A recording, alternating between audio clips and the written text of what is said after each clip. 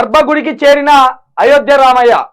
అయోధ్య రామాలయంపై రూపొందించిన పోస్టల్ స్టాంపులను గురువారం ఢిల్లీలో విడుదల చేస్తున్న ప్రధాని మోదీ మూడో రోజు జలాదివాసం, గణపతి వరుణ పూజలు, విగ్రహ ప్రాణ ప్రతిష్ఠ రోజున కేంద్ర ప్రభుత్వ కార్యాలయాలు సంస్థలకు అరపూట సెలవు. మొత్తానికి అనుకునే చేసిండే ఆ మోడీ.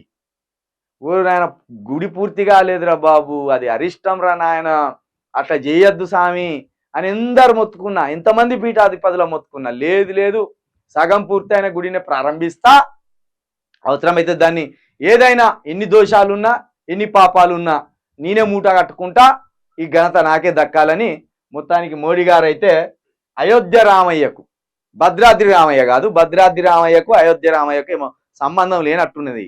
ఎందుకంటే భద్రాద్రి రామయ్య కళలనేమో తానీషా వస్తాడు, తానీషా వచ్చి నాకు గుడి కట్టించు అంటాడు.